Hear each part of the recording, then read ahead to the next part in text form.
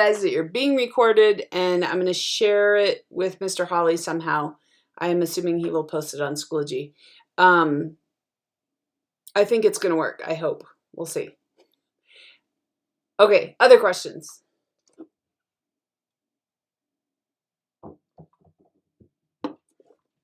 Well, I guess the main thing that I wanted to review myself on was, can you talk about the causes of World War One and like all the relationships between the countries that led to like the outbreak of war?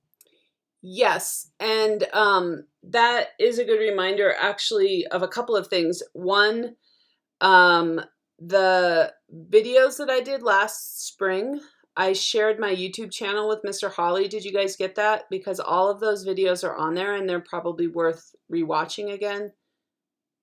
Yeah, he linked that on Schoology. Okay, great. So all of the causes of World War One videos are on there, as are the French Revolution videos. It's just so convenient that I broke my back last year and had to record all those videos because now you can use them.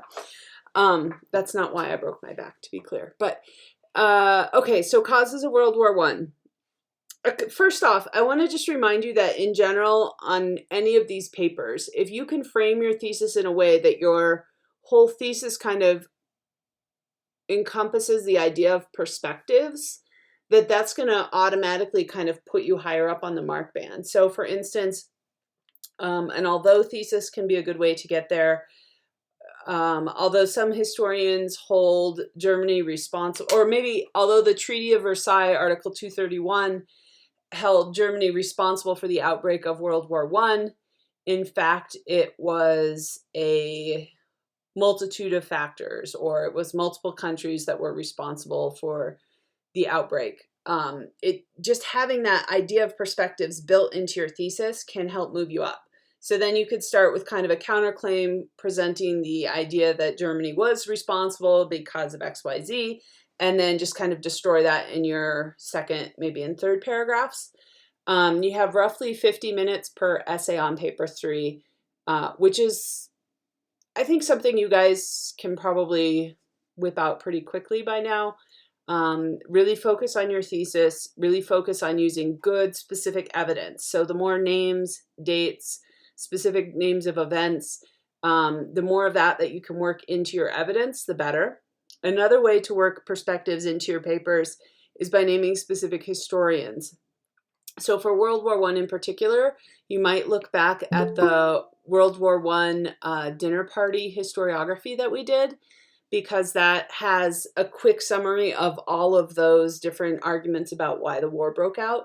And you can't just name drop historians, but if you kind of say, Lenin argued that it was just a capitalist battle over imperialist resources.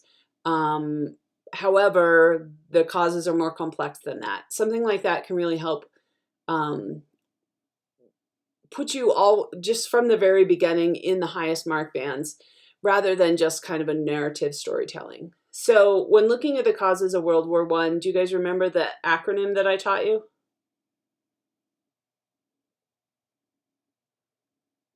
Not really. Okay, I tried to complicate it. MAIN is what you might have learned in sophomore year, and I added a couple. So the acronym is I-MANIC. Does that ring a bell? Yes. Yes, good. So I-MANIC stands for, you guys tell me what it stands for. Imperialistic. Mm-hmm. One. Yep. Militaristic. Yep. Nationalistic. Yep. You can just say ism, imperialism. Nationalism. Yeah. Imperialism, militarism, nationalism. Alliances. Alliances. M-A-N. Wait. I-M-A-N. Okay, so we're at I again.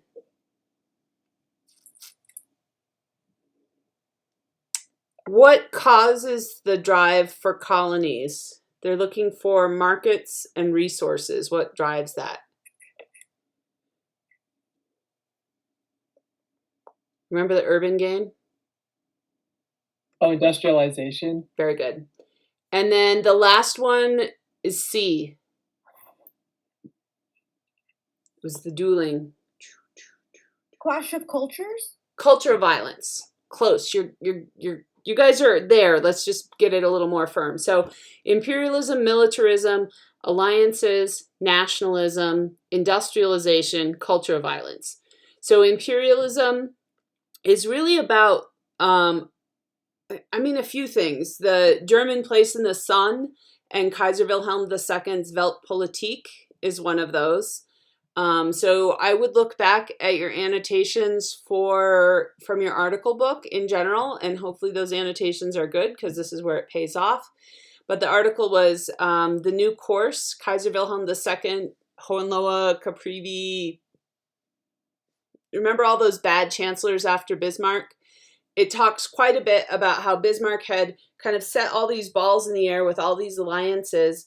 And then Wilhelm II fires him in 1890, and that's a huge turning point, and sets on this new course of German foreign policy, which is that Germany deserves its place in the sun, their future lies on the water, and they need a navy to secure their colonies.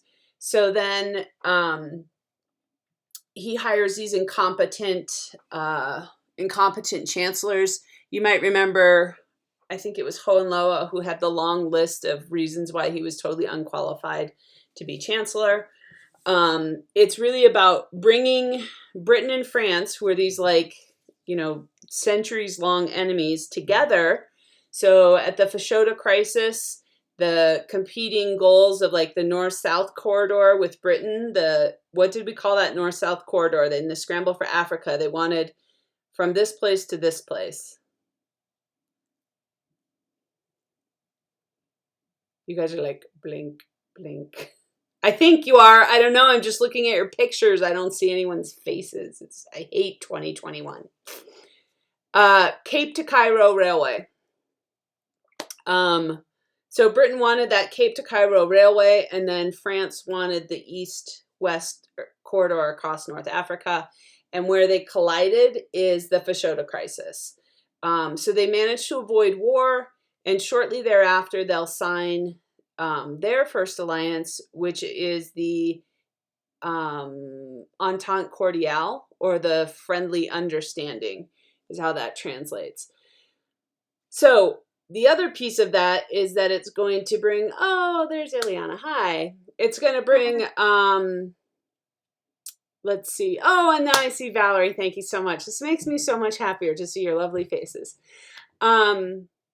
So we've got to bring France and England together, and then we're going to pull Germany apart from the others. So Germany will face conflict with France especially, but then because of the Entente Cordiale, it'll bring Britain in as well in the first and second Moroccan crisis. So Morocco has an uprising, and then Germany will basically say they're going to support the Moroccans, and the French are like, what the heck are you doing? This is our colony. You can't do that. And it's unclear whether Britain is going to back them up because, they're decades, centuries-long enemies. Are they actually going to uphold this Entente Cordiale? Well, in the first Moroccan crisis, they say that they will, and then Germany backs down. And that's where Kaiser Wilhelm II gives his the place in the sun speech. And then in the second Moroccan crisis, they actually send ships to back up the alliance. So it makes it clear that the Entente Cordiale will not just be a friendly understanding, but like a military alliance. So that's imperialism. Militarism, you could talk about the ramp up. Do you guys have I would have your World War I notes out, by the way, because this should all be familiar, and you can just kind of jot notes in the margins of the notes that you already have. That was COVID too, so I don't know how well you actually took notes. We'll see. But the militarism would be like the ramping up of production. There were some numbers in that lecture, which again, you can go watch on the YouTube video, about how much production increased specifically. You could talk about the naval race between Britain and Germany, with Germany really trying to match Britain's technological expertise with the dreadnoughts. And just the general buildup of military troops amongst the great powers. It's kind of like you've got all these guns. Eventually they feel like they're going to have to use them. Alliances, you could talk about Bismarck being fired in 1890, as soon as he's fired, the new chancellor, Caprivi, will basically drop the ball on renewing the reinsurance treaty. The reinsurance treaty, I think, is key. That was an agreement between Germany and Russia. And when Bismarck is fired, that's not renewed, and Russia will immediately start looking for another alliance partner in France. And then they will sign the Franco-Russian alliance. You can just talk too about how the alliances took the war from being this kind of limited Balkan crisis to this larger European-wide and then eventually global war, bringing the global piece back to its imperialism in all of the colonies across the world that is going to make this a truly global war and not just like a European crisis. Plus, the United States will join in 1917. So the two sides of the alliance are the Triple Alliance, Germany, Austria, and Italy on one side, and then the Triple Entente, which is Britain, Russia, and France on the other side. You also had annotations on an article called the Anglo-Russian Alliance, which is in your article book. Italy will switch sides and join the Allies, so the Triple Alliance actually becomes the Central Powers, which is weird because the Allies are the Triple Entente. Do you remember the weirdness of that? Entente sounds all French, so then you know that it must be the French side, and it's France, Britain, and Russia. And then the Italians will join them in 1915 with the Treaty of London. The Triple Alliance becomes the Central Powers, and that's Germany, Austria-Hungary, but then Italy finks out on their alliance. So I think Italy is a great example of why alliances is not enough to explain the outbreak of the war, because they don't uphold their alliance. They switch sides. So we can't say that it's just alliances that lead to the war. There's got to be more behind it. So then we look at nationalism. There's a willingness to go to war. There's an excitement even to go to war. You guys read the Peter Fritzsche article, I hope, about Germans into Nazis. He talks about the August days of World War I and how there was this excitement in Berlin right after the declaration of war, which it's hard to talk about as a cause of the war, but you can explain that it's a demonstration of existing nationalism that existed in that time period anyway. There's this war enthusiasm in the August days that Fritzsche talks about, which is a great way to bring in perspectives and historiography. That's also in the World War I lecture. Nationalism, you could also talk about just the unification of Germany and Italy and how the unification of those countries upset the balance of power and kind of destabilized Central Europe. And you have this giant superpower of Germany and Central Europe, which hadn't been there before, challenging the whole status quo. And then with industrialization, you can talk about the competition for resources and markets connected to imperialism. I think industrialization is largely about the nature of the war, that it would not just be a quick, fast war, that the technology that had developed between, say, the Franco-Prussian War in 1870 and the outbreak of World War I in 1914 had made it so that you weren't going to have these quick little limited wars like you saw with the wars of unification. You were going to have a long, prolonged war of attrition. Like it was going to be about who could get the other guy to surrender first, who could wear down or cause attrition on the other side's economy and people.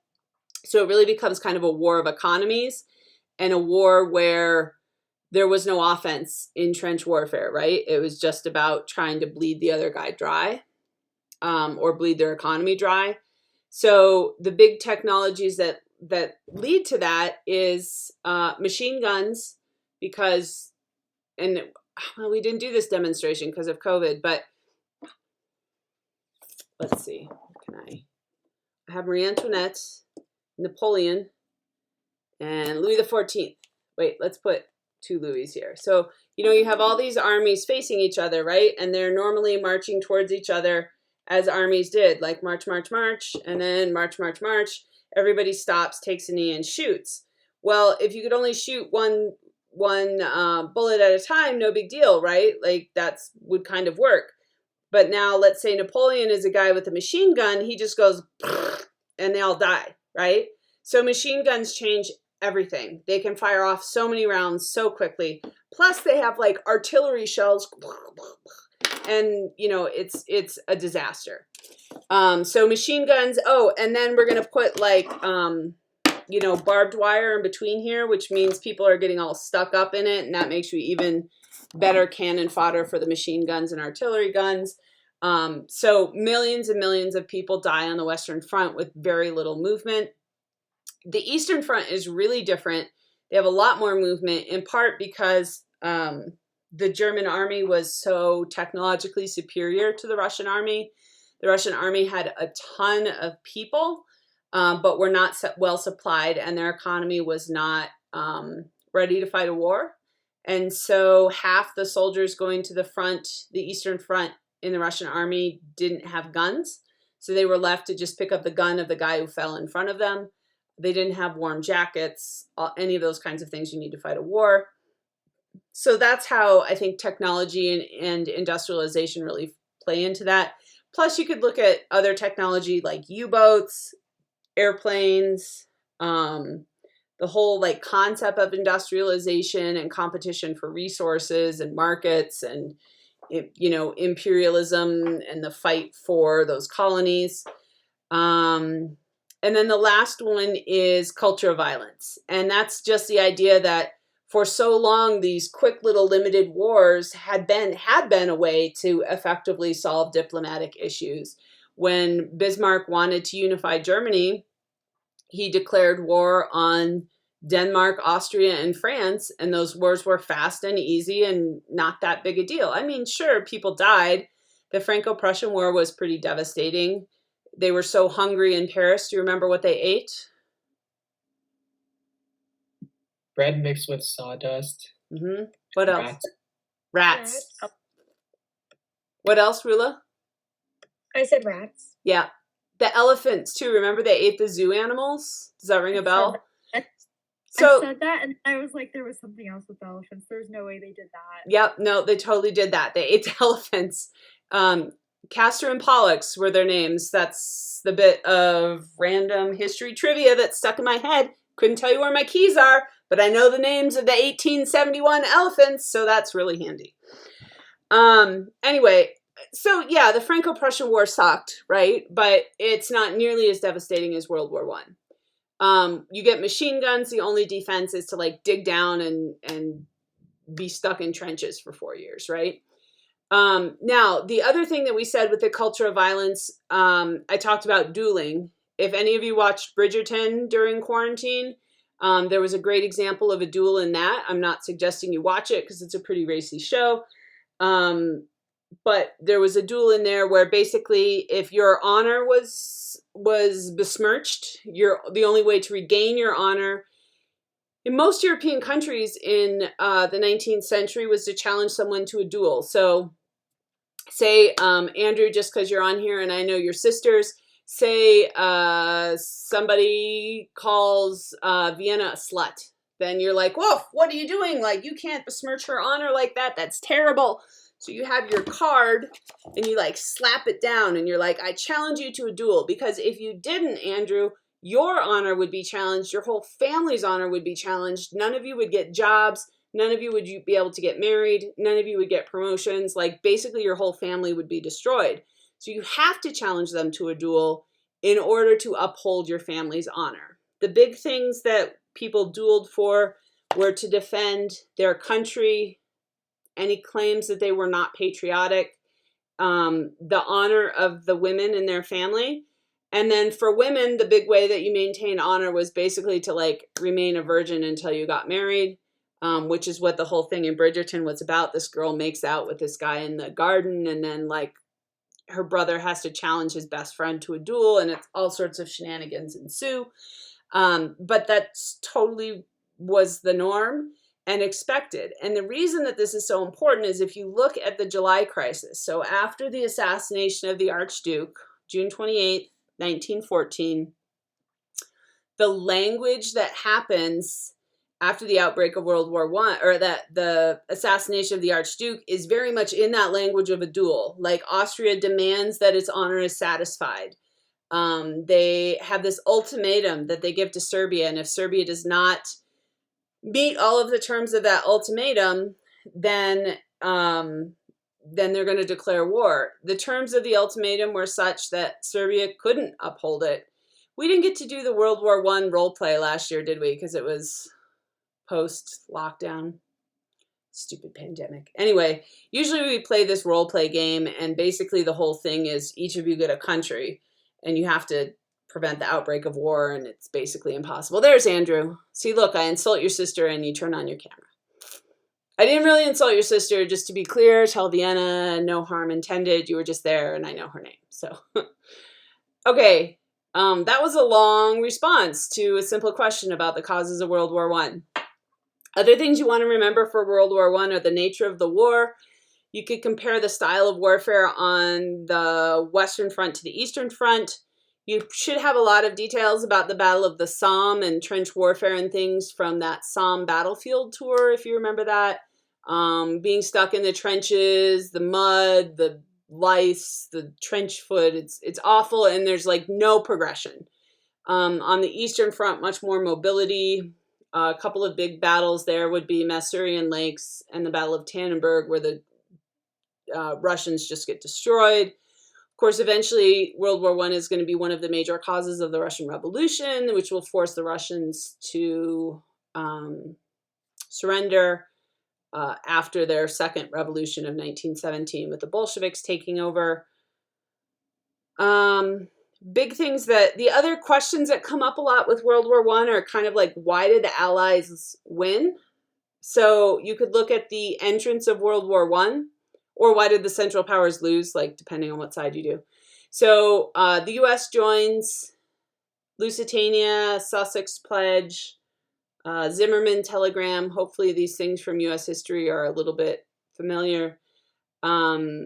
The Central Powers lose in large part because the U-boats, the German U-boats, will basically bring the German economy to its knees. They had a planned economy led by Ludendorff and Hindenburg. Most of the countries in Europe had a planned economy during World War I because they're like taking control of production. It's a total war. But in Germany in particular, there was an act that made it so that they would be able to determine how many resources get spent on consumer goods and so on. But anyway, Germany's starving. They have this turnip winter in 1915. They're so short on food that, you know, they have to eat all of these turnips instead of bread. They're surviving on much smaller rations on the German side than the Allies. And the British blockade around Germany is really going to, crush their economy. They actually keep that blockade going after the armistice. So in November 1918, Germany surrenders, and they don't sign the Treaty of Versailles until June of 1919. Another 250,000 Germans starve in those 6-7 months because they continue the blockade. So people are starving. Everything's terrible. The Germans lose. The Americans join. They're like fresh blood, fresh resources, etc. Other questions? That was one question. They're not all that long. Can we go over the French Revolution? Yes, and I would also suggest watching all my videos on that. I think there's 4. They're not particularly logically numbered, unfortunately, when I titled them. And if I think about it, I'll go change the title so you can tell. But I often see questions about the causes of the French Revolution. And I feel like they're often like they'll give you some sort of prompt, like to what extent was an economic crisis a cause of the French Revolution? Or they'll give you some kind of statement like Louis XVI was a weak ruler. To what extent do you agree or discuss, or something like that? Remember that it doesn't, no matter what the command term is. To what extent, discuss, analyze, examine.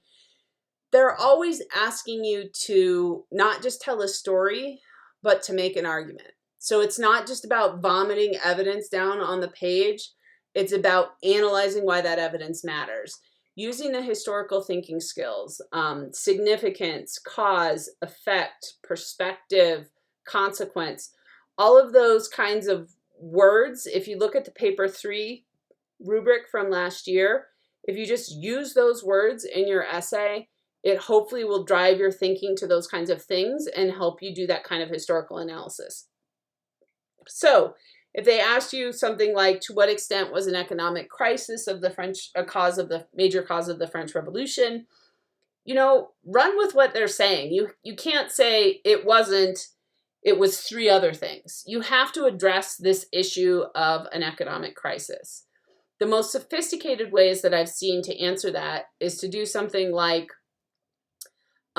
look at how an economic crisis caused some sort of political outbreak. So it kind of, each paragraph would go from economic crisis to political uprising. So you could talk about how the tax crisis led Louis XVI to call the Estates General.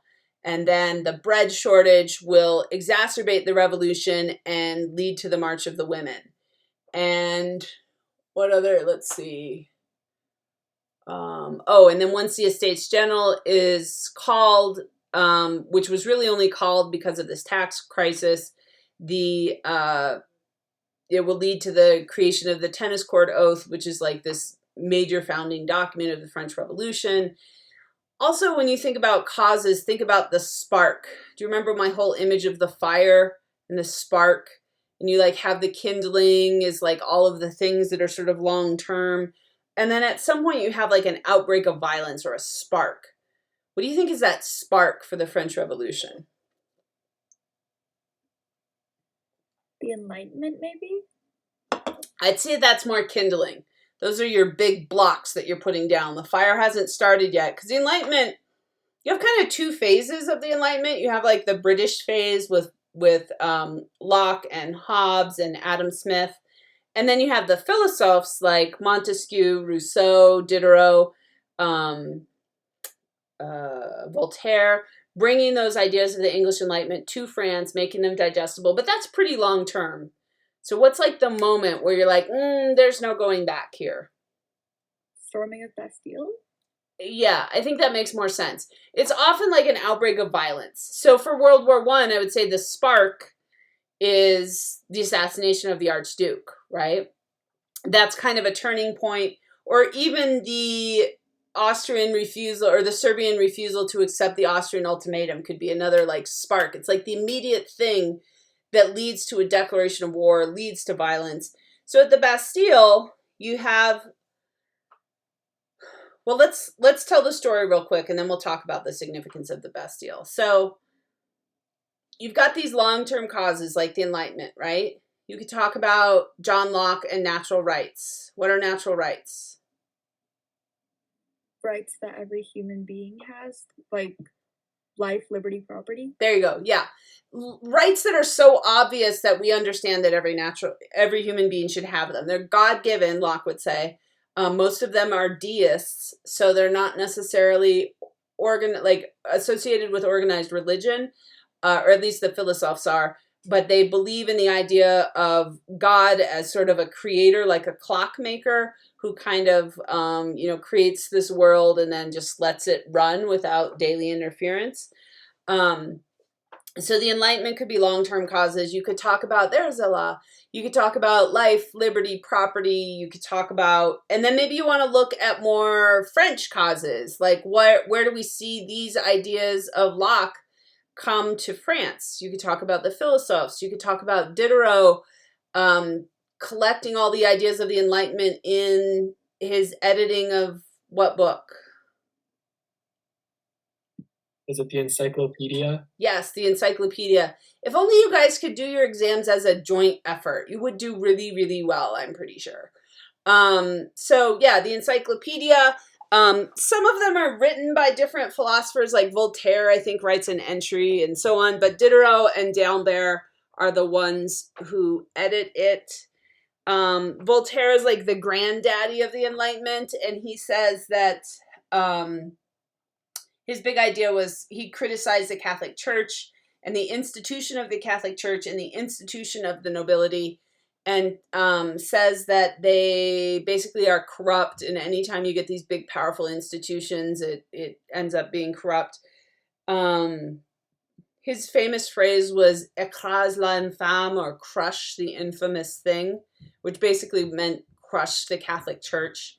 He writes this satire, Candide, where he basically says how terrible the Catholic Church is, because they had executed a guy who he didn't think deserved to be executed. And so you could look at those more immediate demonstration of Enlightenment ideas. The other big one I would say that's like very immediate is Abbé Sieyès. What did Abbé Sieyès write? What is the third estate? Yeah. So then what is the third estate? It's a very enlightened document. He says, what is the third estate? Everything. What does it demand? To become something, or wait, what has it been till now? Nothing. What does it demand? To become something therein. So in What is the Third Estate, he says that when the Estates General meets, the Estates General was called in January. What is the Third Estate is published soon thereafter. They meet for the first time in May of what year? I gave you a trick for this. 7, 8, 9, because it was hungry.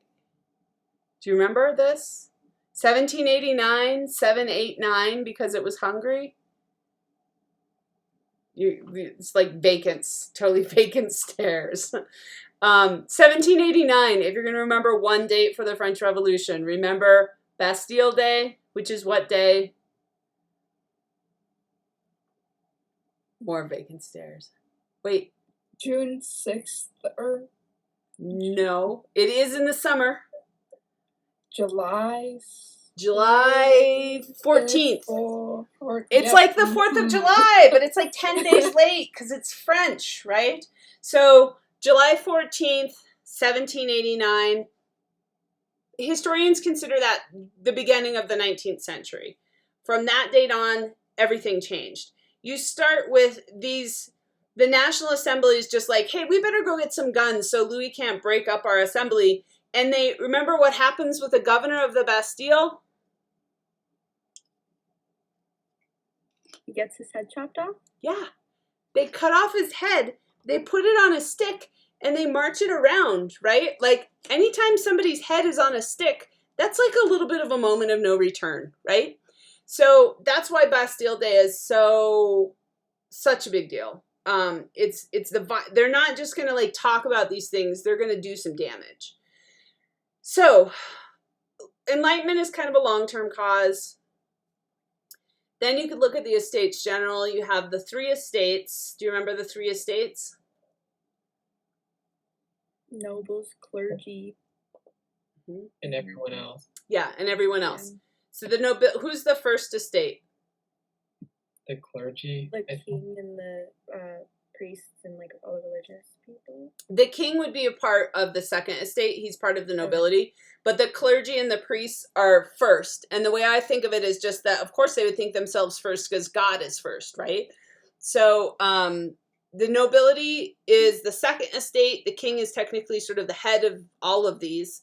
And then the third estate is like 97% of the population. It's everyone else. Make sure you don't talk about the third estate as a monolith. They're not all peasants. Some of them are wealthy lawyers. Some of them are people like Abbé Sieyès, who are members of, kind of grew up semi-wealthy but didn't have a title.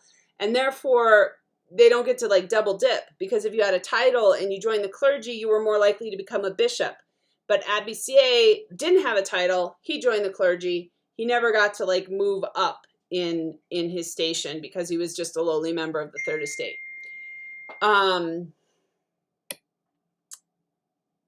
What the heck was I saying? Oh, third estate could also be peasants in the countryside. So peasants are poor people in the countryside, basically working farms. The urban poor would be like the market women who take part in the March of the Women. So those are two different groups and they want different things. So again, thinking about perspectives, look at the perspective of the nobles versus the peasants versus the urban poor. They want different things. And if we go back to our original question of to what extent did an economic crisis cause the French Revolution, you could look at the need to raise taxes because France is totally bankrupt. That's like the beginning.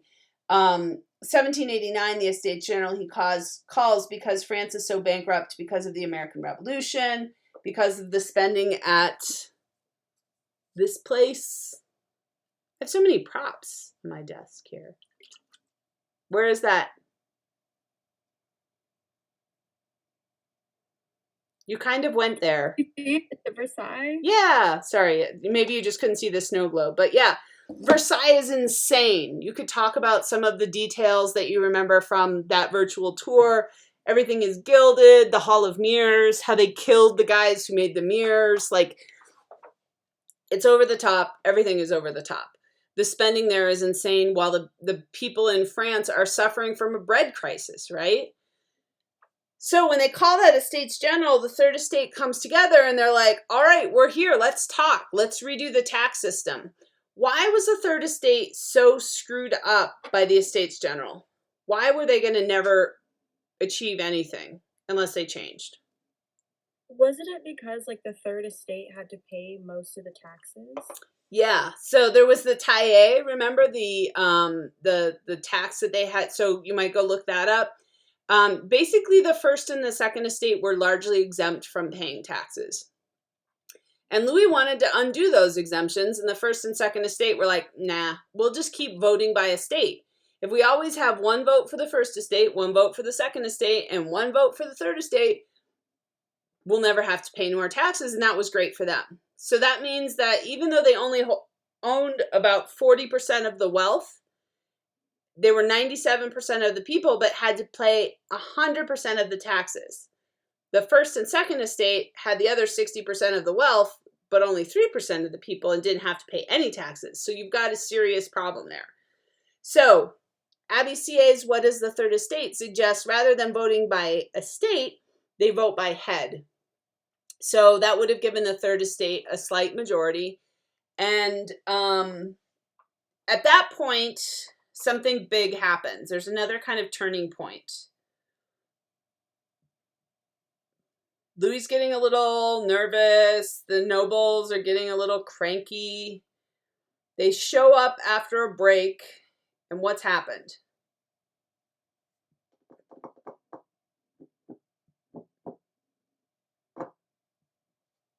They're locked out.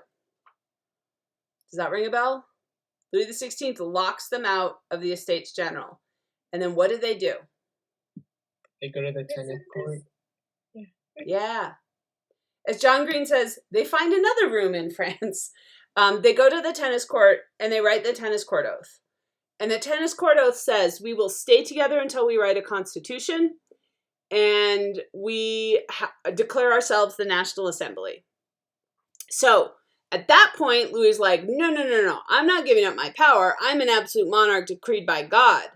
I don't care about this Enlightenment nonsense of the Third Estate. What do you mean a constitution? I don't have to do that. So he sends troops into Paris with the intention of disbanding the National Assembly. And that's when they storm the Bastille to get guns. Not to free prisoners, to get guns to counter the king's troops. The governor comes out and he's like, hey, you can't do this. And they cut off his head and put it on a stick and parade it around town. So now everything hits the fan. There's fighting. If you look at, this is another way, you could look at an economic crisis leading to political action. There's a bread crisis in the whole country, right? And when violence breaks out in Paris, the National Assembly stages the Bastille. So you could kind of trace that line from tax crisis, Estates General, tennis court oath, storming of the Bastille. And then in the countryside, so the peasants, you could talk about how the bread shortage was so bad, and they were afraid that the manor owners were going to confiscate the grain that they had, so they preemptively attack those manors in the countryside and start stealing their grain.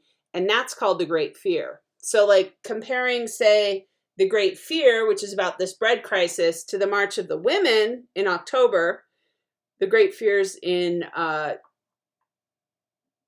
late July.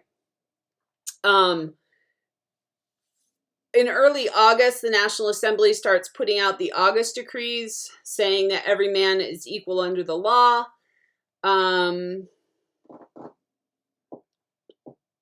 What else did it ends feudalism in France. There's a couple other things. Those are in the YouTube videos. And hopefully you have my PowerPoints with the lecture notes too. Okay, and then, the summer's kind of chaotic. The National Assembly starts to legislate. Louis not happy about it, but he feels like he can't do a whole lot.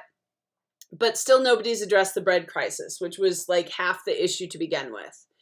The urban poor in Paris, the women at the market at the Hotel de Ville will basically show up and there's no food at the market. So they literally grab some cannons off of City Hall, the Hotel de Ville, and start marching to Versailles. All these people join them.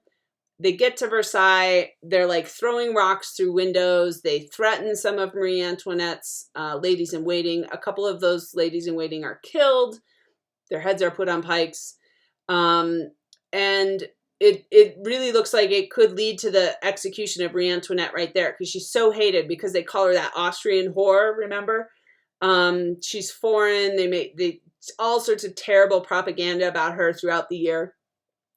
All they want is bread. And at the March of the Women in October of 1789, you have these women arriving at the palace, and they force Marie Antoinette and Louis XVI to move back to Versailles, to move out of the pleasure palace of Versailles and back to Paris so that they can understand the suffering of their people better.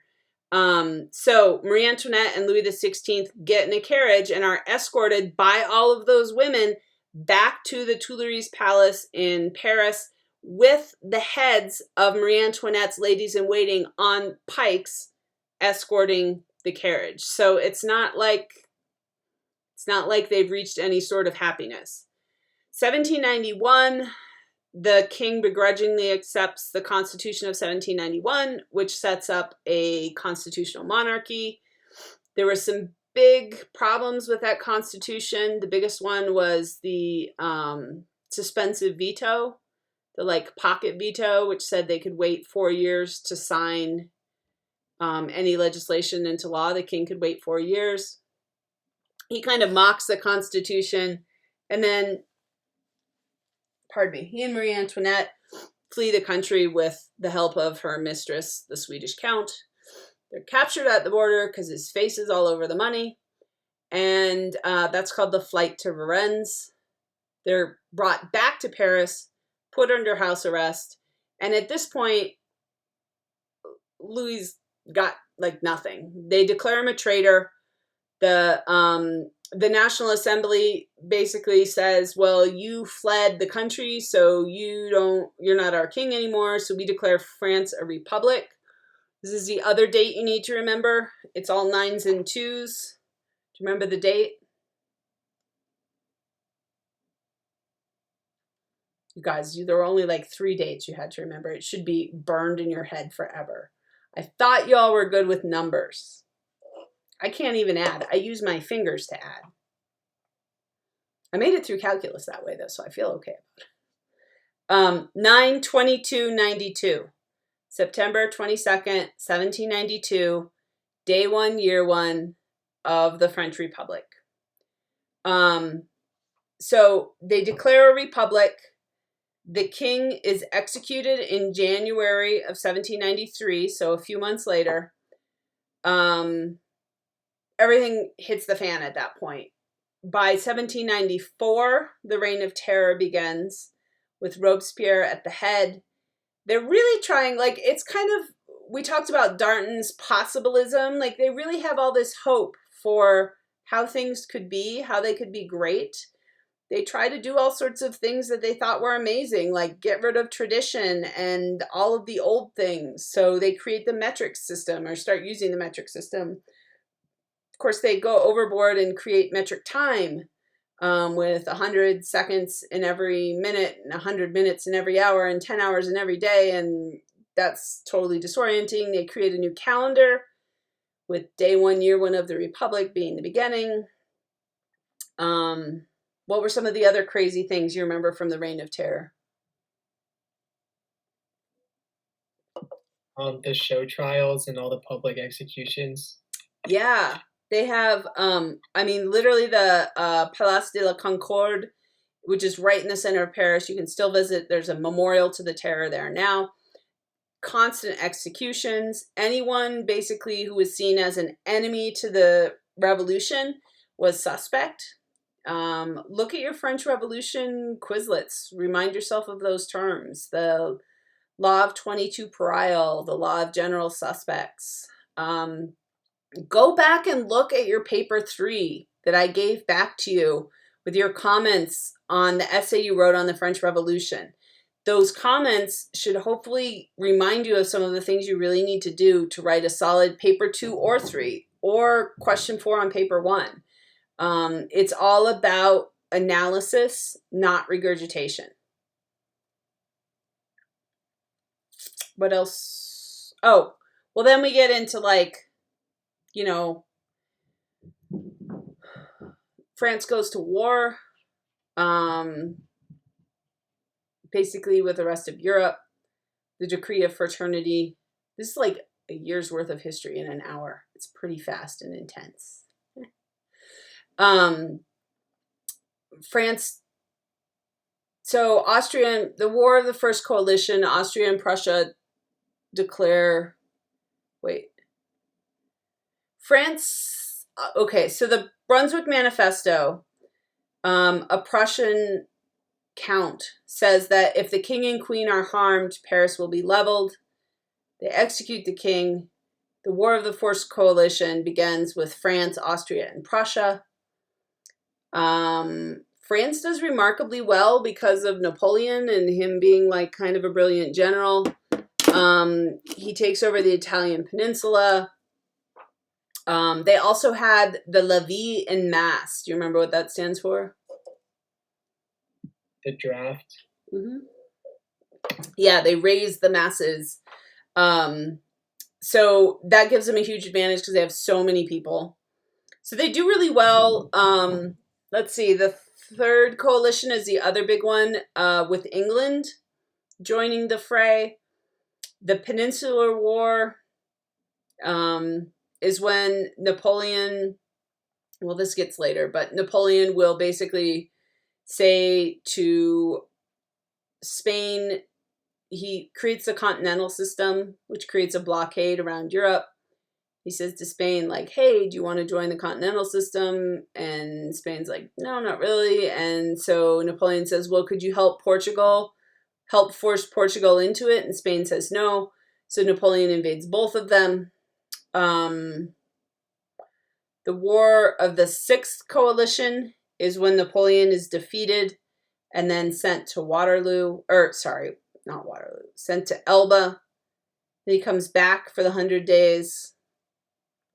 And then he's finally defeated by the Seventh Coalition at Waterloo. If you guys get a question about the French Revolutionary Wars, if you wrote an IA on it or if you remember it really well, go ahead. But I feel like there's usually better questions. Like at this point, don't you feel more comfortable talking about the rise of Hitler than the French Revolutionary Wars? Like the causes of the French Revolution questions, the World War I causes, fabulous. But the Revolutionary War questions, I feel like it's just not my strong suit and I don't spend as much time on it as we do the causes. Napoleon's reforms, you have a cheat sheet on those. You could look that over. I think you do okay on that. The unification questions have been really sweet lately. I would love for you to get one as great as these have been, like analyze the role of Mazzini and Garibaldi in Italian unification, or Bismarck was the primary cause of German unification, discuss. Like any of those are easy breezy. lemon squeezy. Like, I feel like you could look over your notes on unification pretty quickly and answer those kinds of questions easily. Any other things you want me to hit quickly?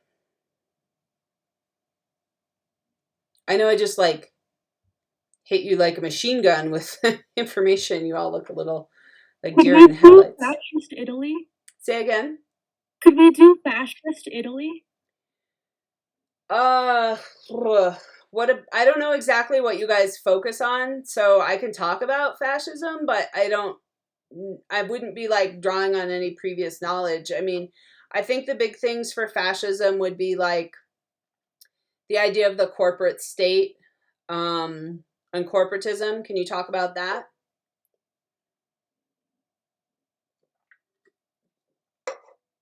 No. We read a bit about like Mussolini's rise to power. Can we Can we go over like the unification, like Mazzini, Garibaldi, Yes. of them? Let me just say on Mussolini's rise to power, the big thing is like the March on Rome, the brown shirts, all of these unhappy, unemployed veterans, World War I veterans that joined the brown shirts, like, and then this kind of collaboration between the state and corporations. That's kind of what corporatism is, that like everything is for the state, that kind of ultra nationalism. And then of course Hitler builds off of that, like fascism kind of comes out of Italy. Let me talk about Mazzini and Garibaldi because I can do that easier off the top of my head because I know what you guys did. So there's two phases of Italian unification. We have to start with the Congress of Vienna, right? So Napoleon's conquered, sent to St. Elba. Well, Napoleon's conquered, sent to Elba. They start the Congress of Vienna. Napoleon comes back. They fight the Battle of Waterloo, defeat him, send him off to St. Helena's. And then they sit down and redraw the map of Europe. Who's the like big guy at the Congress of Vienna? Who leads the show?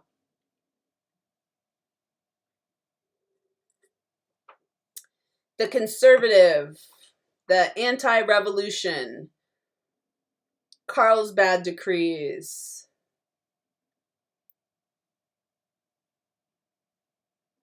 Is this your first exam? History?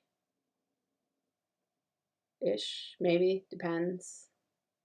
It's next Tuesday, but at least for me, I have an exam this week. On Friday, is it business? I have Japanese on Thursday. Oh, you have two this week. Okay. I'm not in business. Oh, okay. I'm proctoring business on Friday. That's why I asked. Oh. Or invigilating or whatever IB calls it. Okay, so anyway, Metternich is the name of the guy I was looking for. Does that ring a bell? Okay. This is why there's no word bank, though. Remember, on the IB exams, it's got to come out of your brain. You can't just look at the paper and hope it magically comes to you. Sometimes, actually, though, look at the questions. Every once in a while, they'll name someone that'll ring a bell. Okay, so 1815 to 1848 is this like liberal idealistic stage of unification in both Italy and the German states. There's no Italy yet. There's no Germany yet. Italian states, German states. That's what you have to call them until unification actually happens, no matter what your essay is. So, Mazzini is the big guy. He's the romantic nationalist. He founds Young Italy. He creates Young Italy. He's a poet. He really will help to kind of inspire some of those Carbonari uprisings, the coalmen, that like secret society. It was really all anti-Austrian was what this phase of unification was about. But there were all these different Carbonari groups, and they weren't really unified. Go back and look at your annotations on your Italy packet, which hopefully you can find. Hopefully you have good annotations because that would be key and I think really helpful. There's great detail in there, and there's also lots of great timelines and charts. So, Mazzini is part of that. In 1848, he will found a Roman Republic as part of the revolutions of 1848 that sweep Europe, start kind of technically in Sicily, but really big in Paris, and then will spread across much of the rest of Europe. Austria is busy fighting its own revolution of 1848. That's how Metternich is forced to flee the country. They withdraw their troops from the Italian states, and at that point, that's when the Roman Republic is created. So they found a republic with a triumvirate. Mazzini is one of the members of that triumvirate. And then Garibaldi, who's like the professional revolutionary, will defend the Roman Republic. There were nicknames for all of those people. Do you remember? The head, the heart, the sword. Yep. So Garibaldi's the sword. What would Mazzini be? The heart. Yep. Who's the head? Not Garibaldi. He's the sword. Cavour. Cavour, right. So, and then let's see, the head, the heart, the sword, the face. Who's the face? Victor Emmanuel II. Yes, Victor Emmanuel II. And then the spoiler.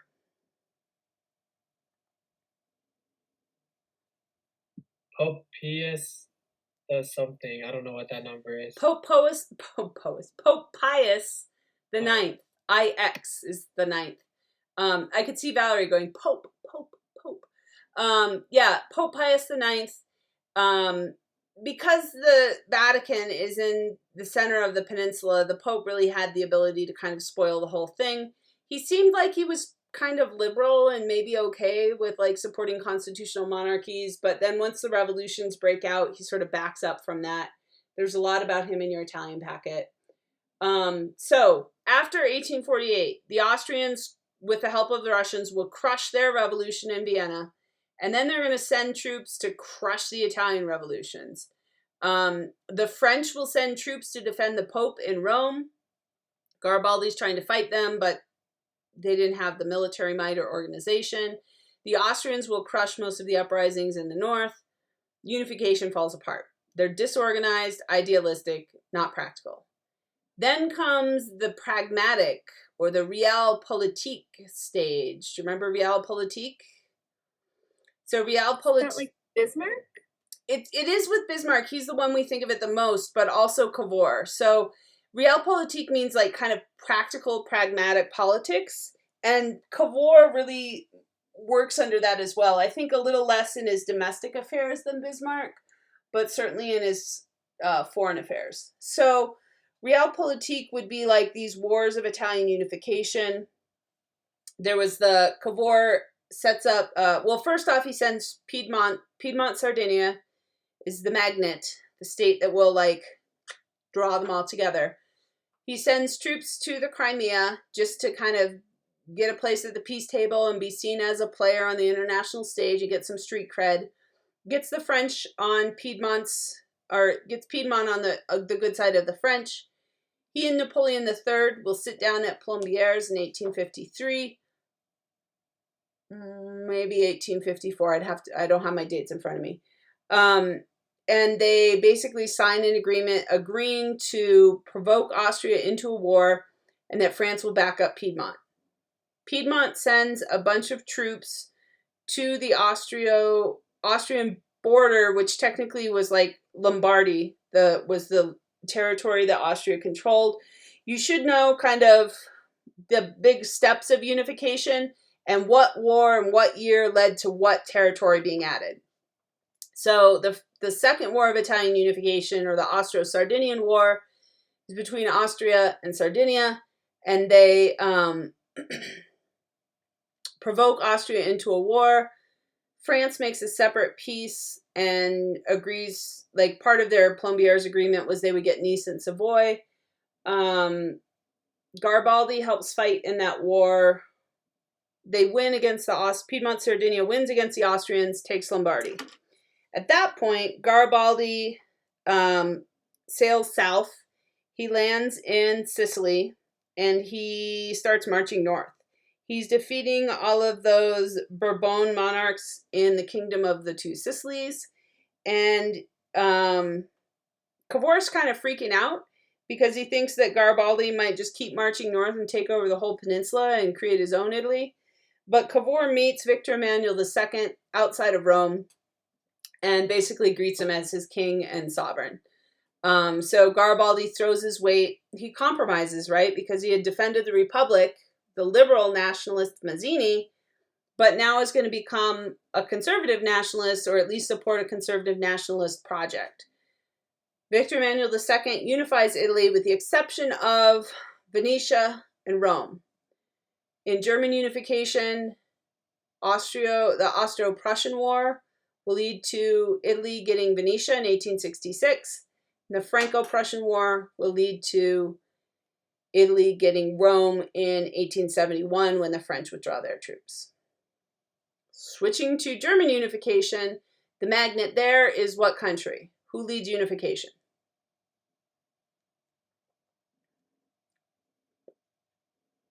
Bismarck. Yep, what country is he from? What?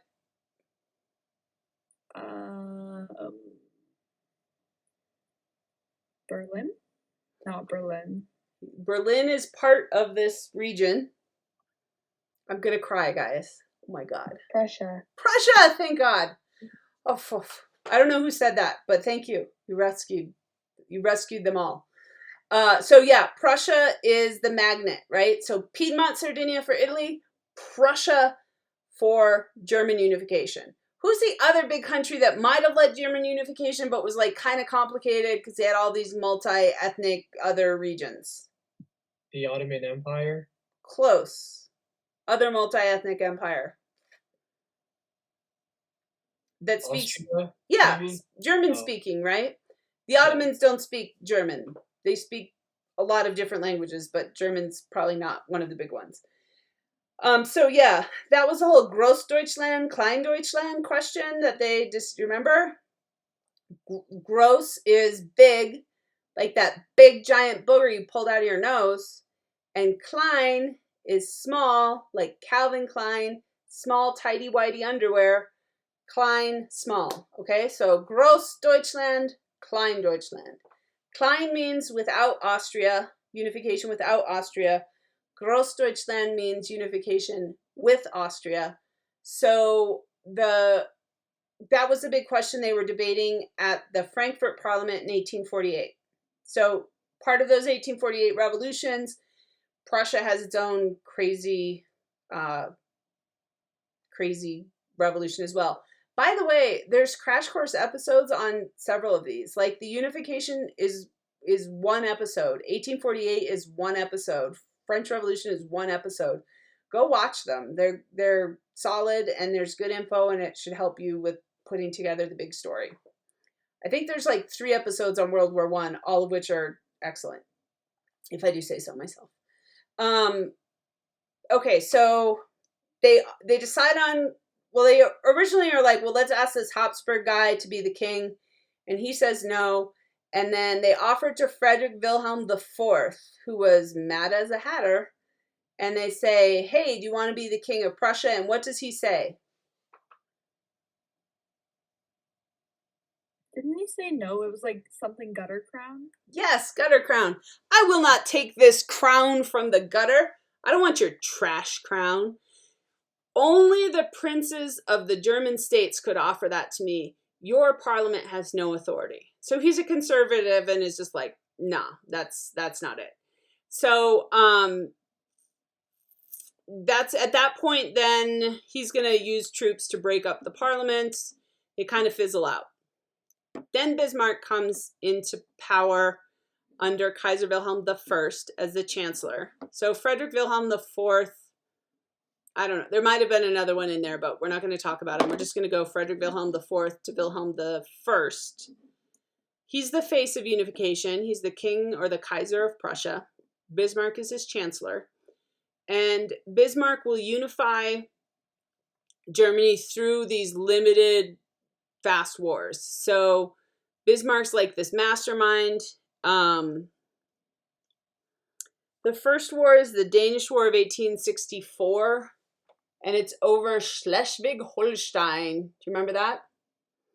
So Denmark had gotten those 2 territories in 1848. Bismarck will convince Austria to join him in a war against Denmark to liberate them from Danish control because he says, basically they're Germans that are being oppressed. And so Austria joins him. In the end of that, War of 1864, Danish War of 1864, Bismarck gets Schleswig, Austria gets Holstein. And then the Austro-Prussian War is next. Bismarck will sort of accuse the Austrians of shenanigans in their management of Holstein.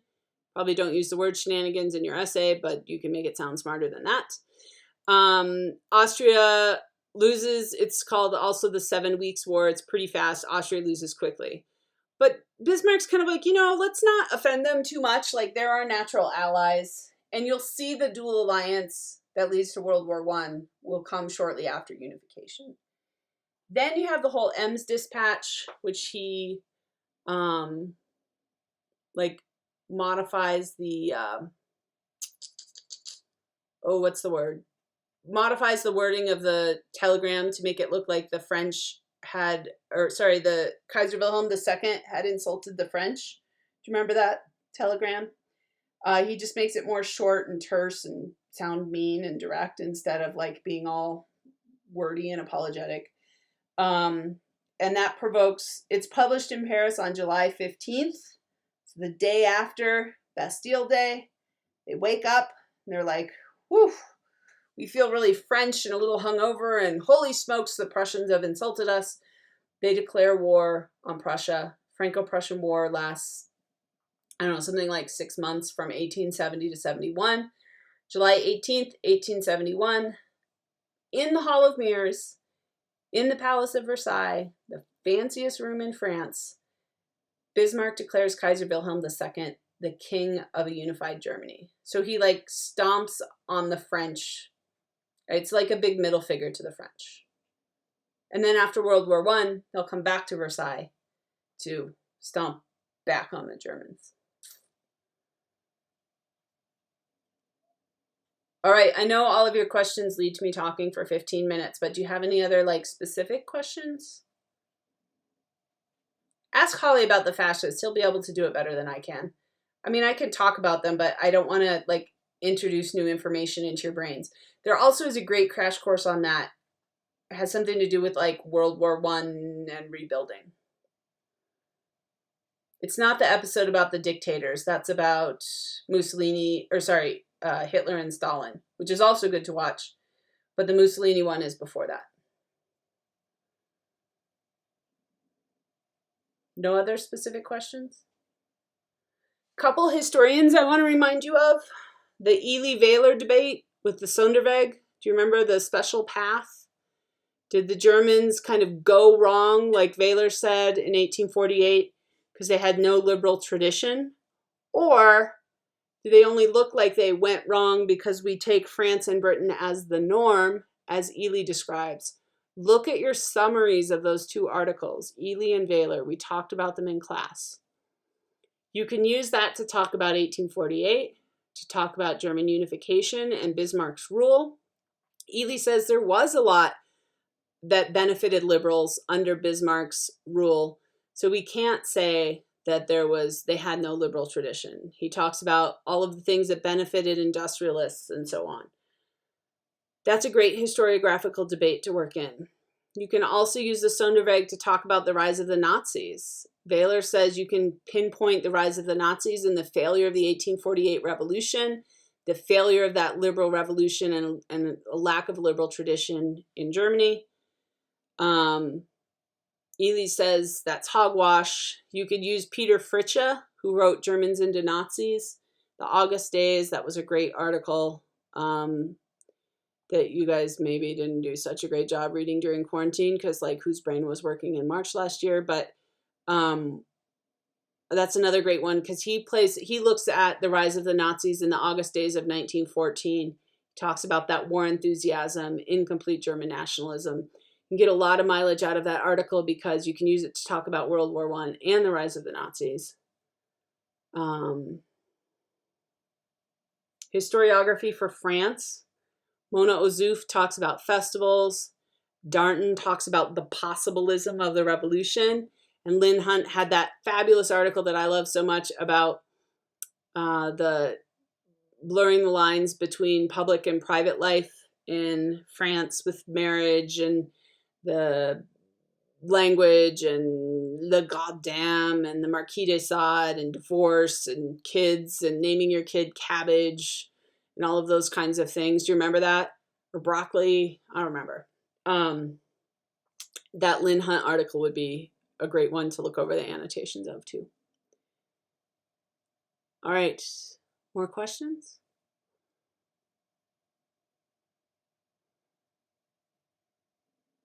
Okay, everybody turn on your video real quick. Not your video, your audio. Turn on your audio. We're going to do a little cheer. Ready? Right. 1, 2, 3. I know this shit. Okay? 1, 2, 3. I know this shit. And hopefully the shock of me saying a bad word will make it stick in your brain and you will feel confident. Do a little power pose before you go in. You know how that makes you feel like you know stuff? It really does. Do a little power pose before all of your exams. You'll go in feeling confident and good. Go with like what you know. Write about what you know. Don't try to make stuff up.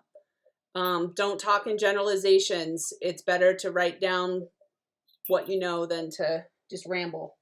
And don't just try to sound fancy for the. Don't get all obsessed with how things sound. They understand this is a draft. It's not about finding the perfect word. It's just about getting stuff down on paper. It's like 55 minutes. So you can whip it out. Okay, guys, good luck. I don't work next Tuesday, so I won't even be able to see you to give you like a cheer.